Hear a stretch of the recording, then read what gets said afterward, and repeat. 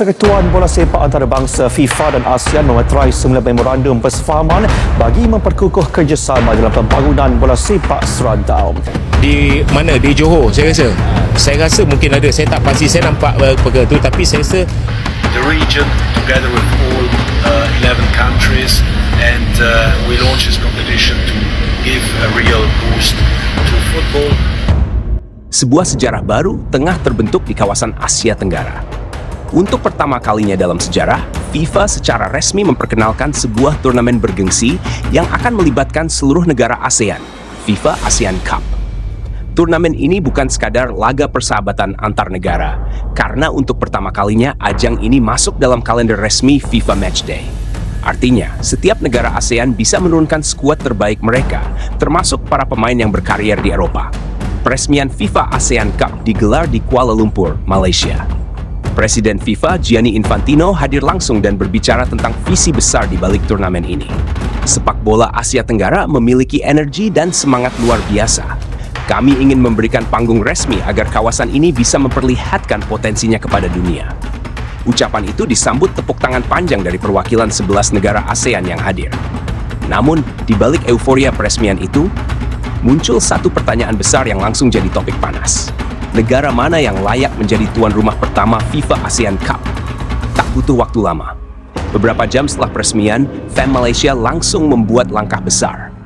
Mereka secara resmi mengajukan diri menjadi tuan rumah perdana FIFA ASEAN Cup. Presiden FAM, Hamidin Modamin, dengan percaya diri menyampaikan alasan mengapa Malaysia pantas. Kami punya stadion berstandar FIFA, jaringan transportasi modern, dan pengalaman panjang menjadi tuan rumah ajang internasional. Malaysia siap menjadi tuan rumah yang ideal untuk ASEAN Cup ini. FAM bahkan sudah menyiapkan konsep awal. Stadion Bukit Jalil akan menjadi venue utama. Laga-laga grup direncanakan di Johor Bahru, Penang, dan Sabah. Malaysia mengklaim semua fasilitas sudah sesuai standar FIFA dan hanya butuh sedikit penyesuaian teknis. Namun ternyata, tak semua pihak sepakat dengan klaim itu.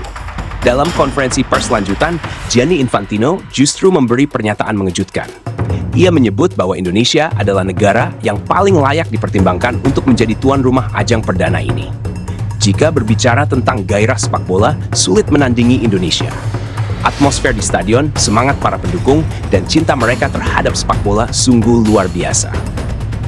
Ribuan komentar dari netizen Indonesia membanjiri postingan FIFA dan FAM. Banyak yang menulis, "Kalau soal semangat, cuma Indonesia yang bisa bikin turnamen ini hidup. Kami siap. Stadion kami megah, supporter kami luar biasa." Namun di sisi lain, publik Malaysia merasa Gianni Infantino tidak adil. Mereka menilai FIFA seharusnya menilai dari kesiapan dan profesionalitas, bukan sekadar fanatisme supporter. Menanggapi pernyataan Infantino, FAM Malaysia menegaskan bahwa keputusan belum final. Mereka menilai Malaysia tetap yang paling siap dari sisi teknis dan infrastruktur. Kami bukan hanya bicara soal atmosfer, tapi soal kesiapan total. Fasilitas, transportasi, keamanan, semuanya kami miliki. Kami bukan hanya punya semangat, tapi juga sistem dan pengalaman. FAM juga menyoroti bahwa Malaysia sudah beberapa kali sukses menjadi tuan rumah turnamen besar, Piala Asia 2007, SEA Games, dan berbagai ajang AFF.